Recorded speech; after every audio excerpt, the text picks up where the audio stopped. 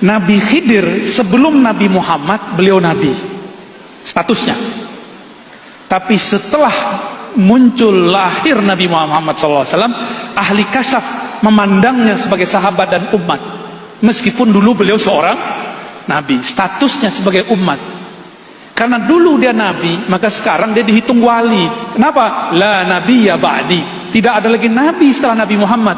Jadi dengan munculnya Nabi Muhammad, jika Nabi Isa turun, nanti pangkatnya bukan pangkat kenabian, pangkatnya umat Nabi Muhammad. Jika Nabi Ilyas muncul, sama. Jika Nabi Khidir zahir, sama. Dia nabi, tapi pangkatnya lagi nggak dipakai, bajunya disimpan. Kenapa? La nabiyya ba'di, tidak ada nabi lagi setelah Nabi Muhammad sallallahu alaihi wasallam. Oleh karena itu, ketika Imam Qushairi, pengarang kitab Ar-Risalah Qushairiyah, mengatakan Khidir bukan nabi, dia benar. Dia melihat secara kasyaf umat Nabi Muhammad. Jika imam yang lain mengatakan beliau seorang nabi, yaitu Imam Nawawi, maka itu juga benar, karena memandang sebelumnya. Dan berbahaya loh kalau Nabi Khidir tidak disebut nabi. Berarti Nabi Musa belajar ilmu ma'rifat kepada wali. Nanti orang membayangkan wali lebih tinggi daripada nabi. Itu perkataan Imam Nawawi. Maka kita jamak, kita kumpulkan kalam itu. Itu musyahadatul af'al, terjadi antara Nabi Musa dan Nabi Khidir. Apa adabnya? Ingat, ada adabnya. Orang yang sampai di makom ini adabnya tambah tinggi kepada Allah. Ketika Nabi Khidir ditanya, kenapa engkau bunuh anak kecil? Kenapa engkau rusak kapal? Nabi Khidir nggak bilang ini perintah Allah. Nggak. Dia cuma mengatakan apa? Itu bukan amri. Tidak menisbatkan langsung kepada Allah, juga tidak mengatakan dirinya. Itulah adab seorang arif billah yang kenal kepada Allah. Maka orang berhakikat, kalau dia beradab disebut arif, al-arif billah. Jika dia tidak beradab, maka dia disebut iblis atau bani iblis. Iblis itu hakikatnya tinggi. Salah satu kajian hakikat, kajian ontologis asal muasal. Apa kata iblis mendebat Allah? Khalaqtani min nar wa khalaqtahu min tin. Ini kan tinggi hakikatnya iblis. Ya Allah, engkau ciptakan aku dari api, sedangkan dia dari tanah, asal muasal. Ilmu anasir namanya.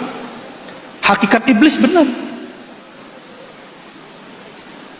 Iblis gak mau sujud kepada makhluk, benar gak? Sujud hanya kepada engkau ya Allah. Berarti iblis ini terhijab. Dia gak sampai kepada tauhid level 3 aja gak sampai. Nabi Adam itu tajalliyat asma Allah. Wa 'allama Adamal asma'a kullaha. Allah, kalau bahasa umumnya, Allah tajallikan asma'nya kepada Adam semuanya. Ini yang tidak terbaca oleh iblis. Maka jangan heran orang-orang ahli zikir, ahli kolbu, itu tidak akan dapat dibaca hakikat kolbunya oleh orang-orang yang masih pada tataran-tataran rasio dan intelektual, atau baru baca-baca kitab yang tertulis, belum kitab yang tersirat. Itu dimaklumi.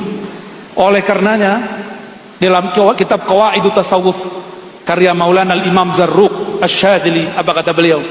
Ingkarnya fuqaha, orang-orang zahir kepada ahli batin, ahli kewalian, ahli tasawuf, itu ma'zur, dimaklumi. Orang syariat ingkar ke ahli hakikat, dimaklumi. Kita nggak usah marah-marah, ngamuk-ngamuk. Tapi kalau ahli hakikat ingkar kepada orang syariat, itu zindik. Kenapa? Dia tahu pentingnya syariat. Kalau orang syariat nggak ngerti hakikat, ya seperti anak kecil salah dimaklumi nggak? Dimaklumi. Makanya slogannya dari dulu gitu. Mohon maaf nih kalau para kiai ada yang ngomong begitu. Benerin aja syariat ente, tar dapat hakikatnya. Kita sempurnakan kalam ini. Benerin syariatmu dengan hakikat. Itu yang bener, yang pas, insya Allah. Karena tidak ada namanya tanaqud baina syariah wal haqiqah. Disinilah pentingnya adab.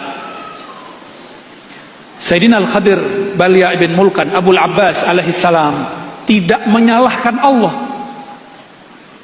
Dia cuma menafikan itu darinya, lalu menakirohkan, tidak menyebutkan sumber siapa yang nyuruh. Kalau Nabi Musa faham, Nabi Musa tidak akan protes. Ternyata Nabi Musa mulai faham.